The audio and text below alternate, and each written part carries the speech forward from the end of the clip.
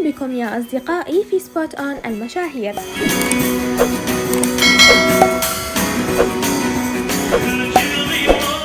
لنبدأ بالفقرة، وأول سؤال هو: أرجو أن تقولي توقعك، هل سيران عندما تعرف عن خيانة فريد ستتفهم أم تتركه وتذهب؟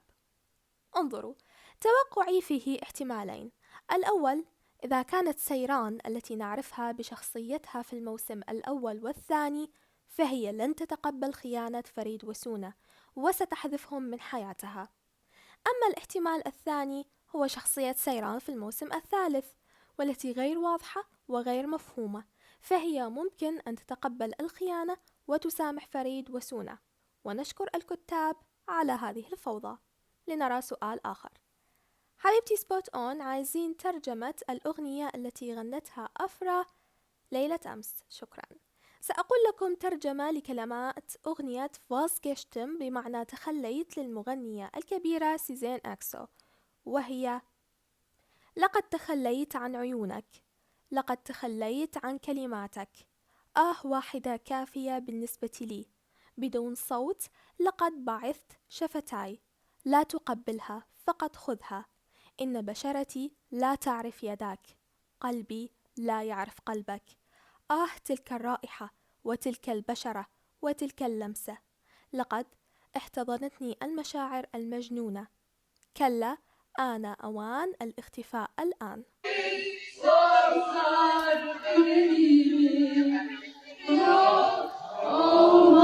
لنرى سؤال آخر. سبوت أون، ممكن تقولي لي الملابس تبع سيران من موقع التصوير أو منها، يعني ملابسها؟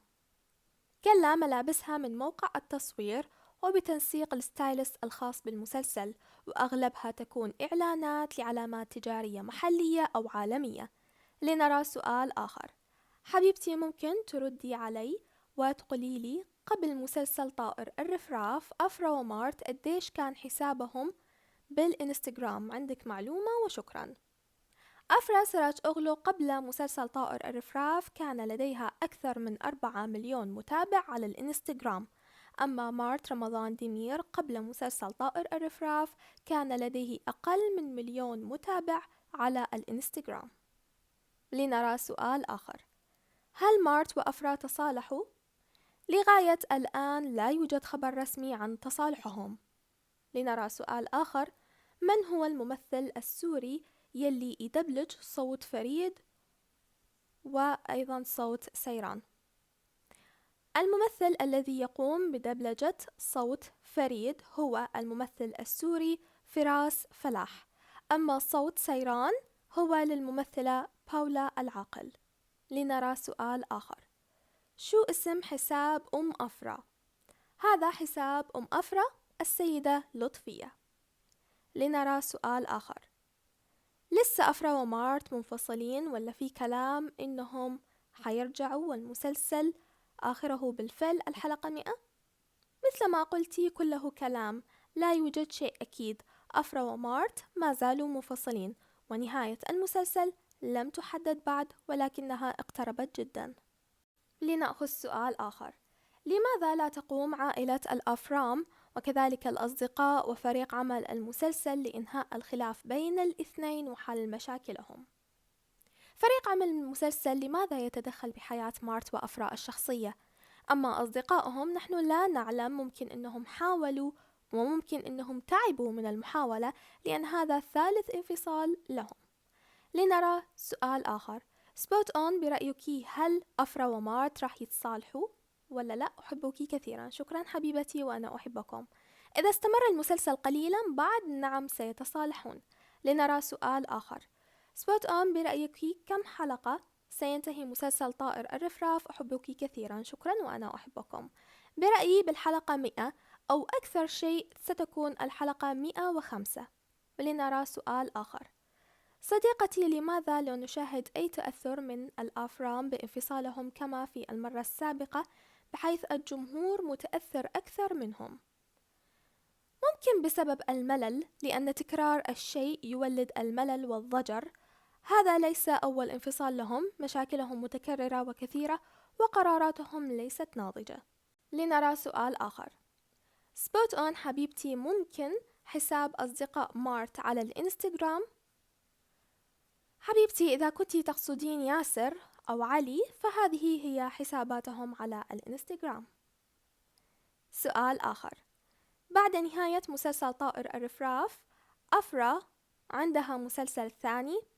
بعدما ينتهي المسلسل ستقيم أفرا سراج أوغلو العروض التي تقدم لها، وبعدها إذا وافقت على عمل أخبركم عليه إن شاء الله. لنرى سؤال آخر، لماذا الصحافة التركية تقوم بالافتراء والكذب وافتعال الشائعات على الأفرام كأنه ما في تركيا أحد موجود غيرهم؟ ليست كل الأخبار افتراءات، ولكن هذا هو عمل الصحافة.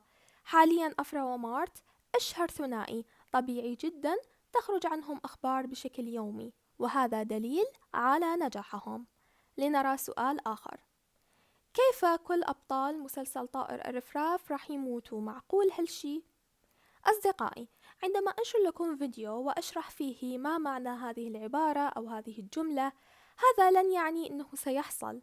أنا فقط شرحت لكم ما قصدته الكاتبة، وهذه العبارة من مسلسل شهير، وهكذا كانت نهايته بموت جميع الشخصيات ومرور زمني كبير. يعني لا أعرف إذا كانت هي تلمح لنهاية كهذه أم هي فقط عبارة أعجبتها.